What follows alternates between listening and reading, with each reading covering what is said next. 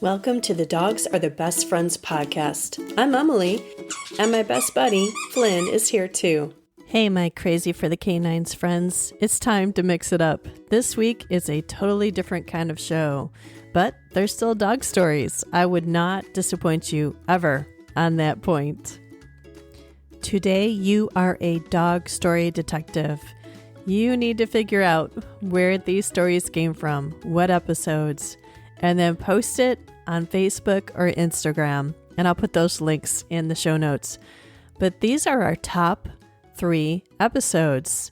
So number 3 is first, then 2, and then number 1, the most downloaded show.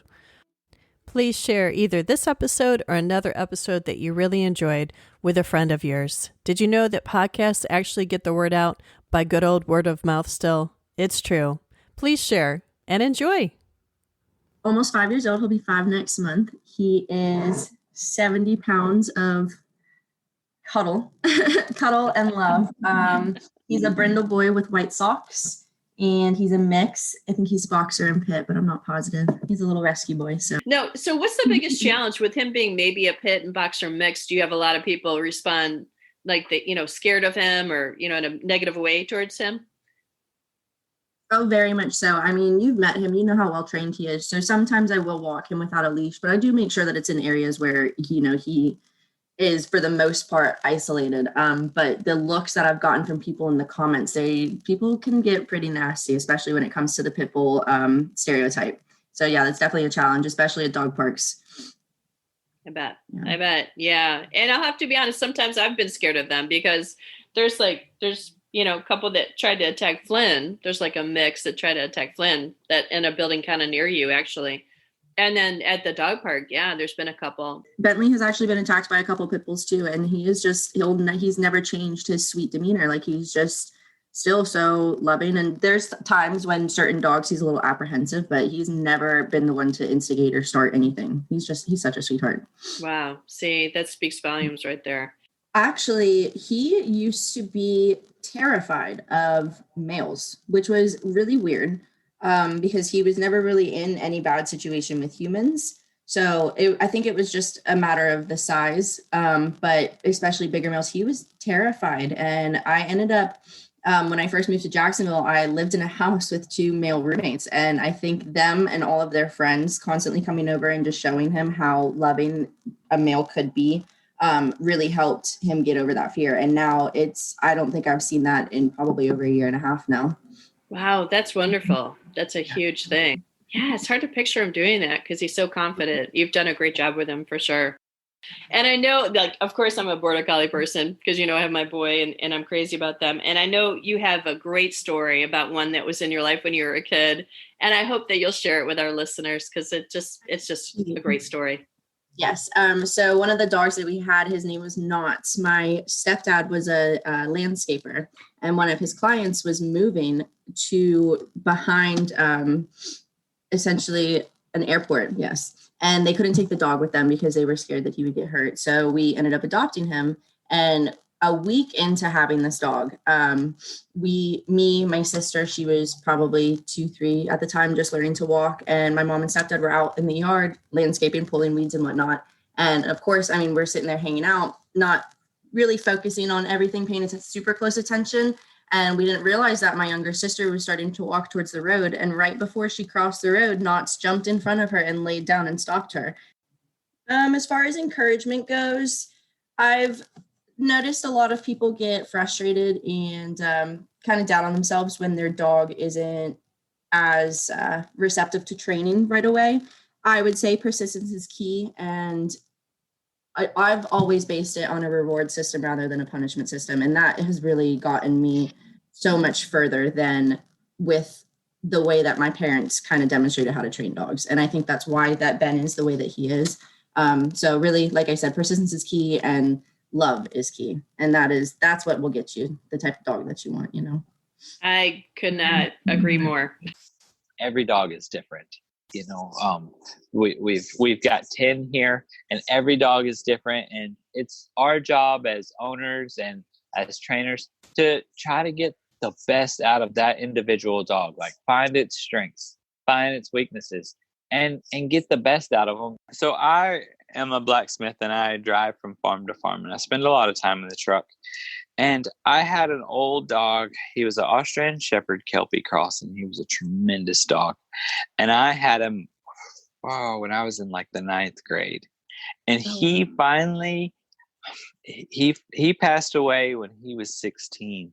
And so I'm the only child. So that was like my brother. And so when he passed, I couldn't be without a dog. You know, I was so used to him being around. I bought Libby and picked her up at Hubert Bailey's house in Dawsonville. While I was there picking up Libby, Mr. Hubert worked 5 border collies at once. Oh my gosh. There was he had a flock of sheep, and he worked 5 dogs at one time. And man, that really left an impression in my mind. Sure. You know, oh yeah. As how smart and how intricate you could be with the dog's moves and stuff. And so when I went home, I knew, you know, like this is kind of what I wanted to do.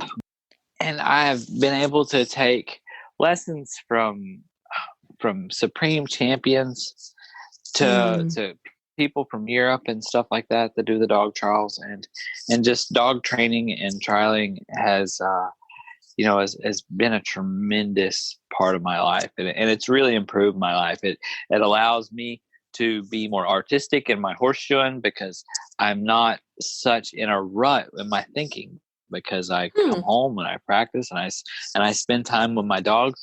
And so it makes me more fluid in my thoughts. The border collies, they, they're so sensitive and maybe not sensitive in a bad way, but they pick up on your tones and on your movement and how you move and where you're going. And so the border collies have definitely made me more aware of how I speak, even, because you can growl at a border collie and they can take it a little too far. So they have taught me a whole lot about myself. Can you explain a little bit about even what sheep herding is and what on earth they're doing and what you're doing out there with the dog and kind of how it works, like give them a visual maybe? Absolutely. So the border collies, they were bred in the borders of Scotland to help manage large sheep flocks in areas where men, couldn't hardly navigate, like on the side of mountains and stuff like that. And so the dogs were bred to do a specific job. And now we have trials where we pretty much do tasks that a border collie would do. And it's judged by a judge. And so you'll have an outrun where the sheep will be set at a distance, whether it be anywhere from 100 yards to 500-600 yards. And some trials are even farther. And the dog is judged on how it goes out and gathers the sheep. And border collies have a natural gathering ability, which sets them apart from other breeds. But their outrun is judged, and then the sheep are brought to the handler or the person running the dog, and then there's they take the sheep away and they drive them, which they're pretty much pushing the sheep away from you, and they push them away in kind of an upside down triangle per se, where with the handler is the bottom point, and then there's 2 sets of panels about 21 feet apart to the left and to the right. So the dog drives them either to the left or to the right to the first set of panels, and then drives across, like in front of you, to the other set of panels, and then typically back to what would be a shed ring, where you might split the sheep up, whether, the judge might want you to split. If you have 4 sheep, you'll split them in groups of 2. Or if you have 3 sheep, you'll maybe just take 1 sheep away from the group. And then we'll put them in a pen after it's over with. And sometimes the order is changed on the shedding and the pinning.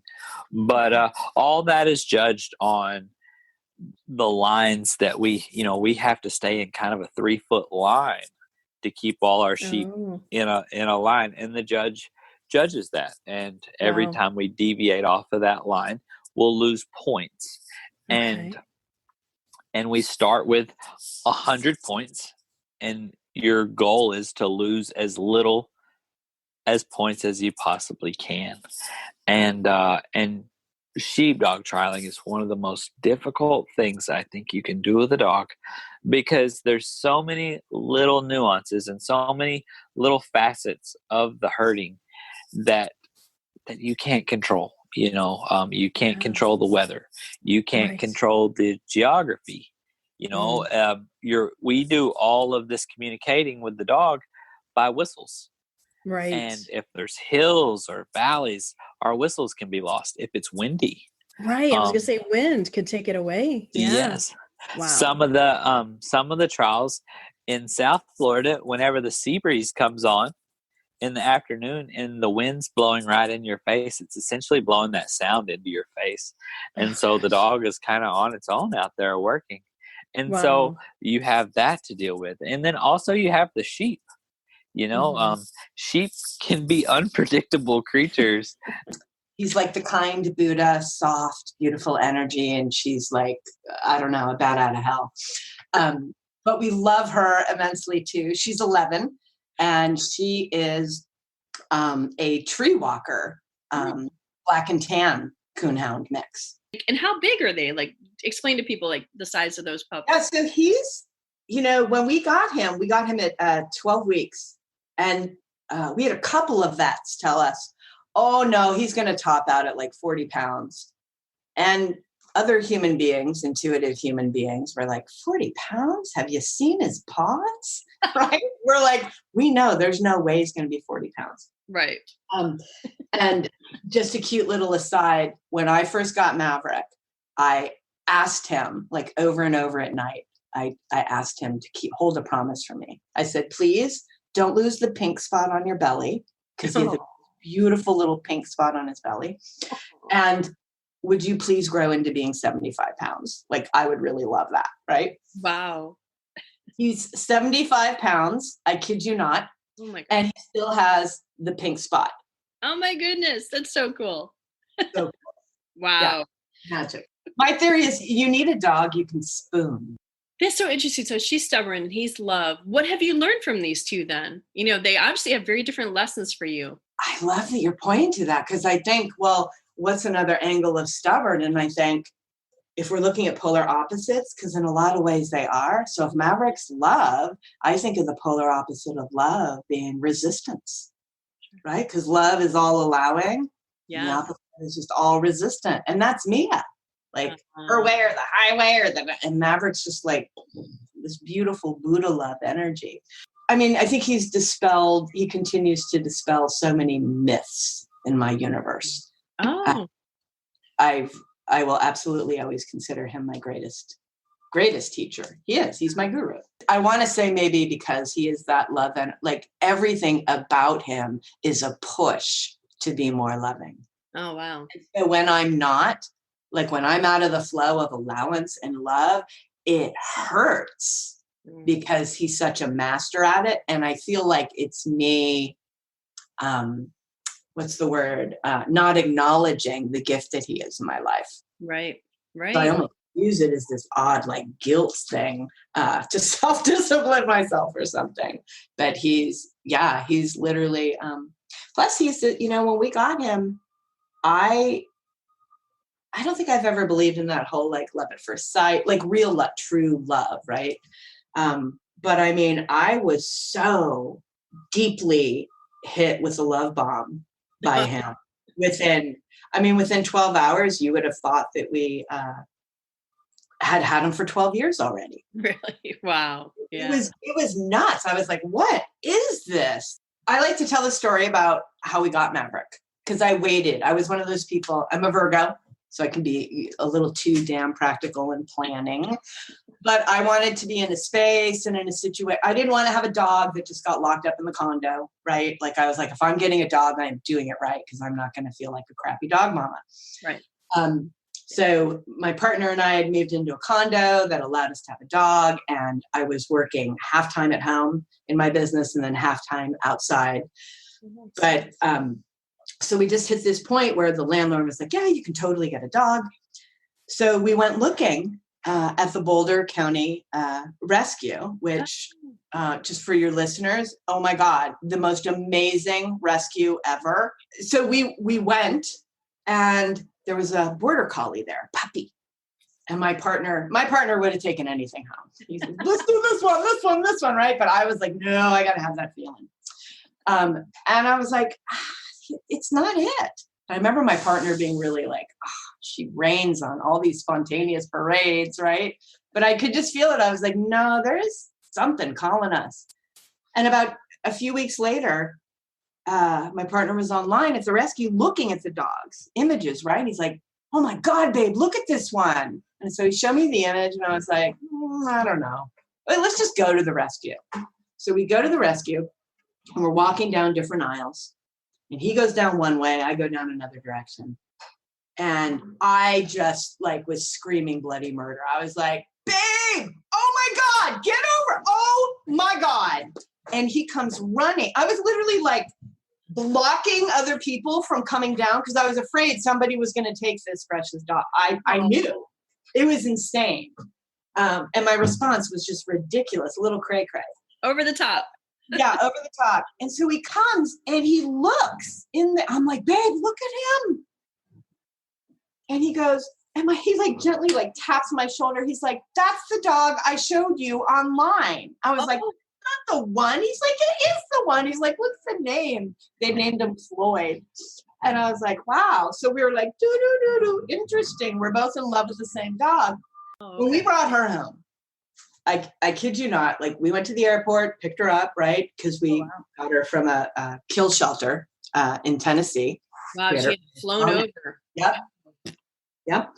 And we walked in the door. I had her in my arms. She was still coming out of from being drugged on the flight so that she didn't, get too anxious. Right. And we walked through the door, and Maverick looked at us like, what have you done? Oh. Like he knew. We were like, uh-oh, because we got her for him. We were like, everyone's like, you can't just have one dog, you have to have two. That's so mean. He says it, but that's not true. Yeah. So apparently it's not true. So the look, and Maverick had always welcomed everyone who came, but he knew. I'm telling you, smart guy. He was like, that chick is trouble. And the drugs started coming off, and we had the L-shaped couch. She wouldn't let him get up on the couch anywhere. She started trying to own the place the moment the drug, like within an hour of being in the house. She was like, let's get things straight. The dog bowls are mine. The couch is mine. Everything's mine. Whoa. And Maverick's Buddha, right? So he would like, back down. We were like, oh, this is not going to fly, little late. Like, But the biggest challenge we had is she's never learned that she's not the alpha. Never. Still to this day, she challenges? Still to this day. Now they're older. Right. Only within the last couple of years it's gotten really sweet where now they lay on the bed together and their butts will even touch. I decided to do this kind of on a whim as I looked at our stats and I looked at the looming May date. Why is it looming? Because it'll be a year that I've been doing this podcast. Now, I thought about doing this podcast for 2 years. I know, ridiculous, but hey, I am so grateful that I'm doing it, and I have so enjoyed meeting all these crazy for the canines people. Be sure to post on Instagram or Facebook your best guess. Sit on your haunches and share your hunch. I hope you've enjoyed this, and I look forward to seeing you next week.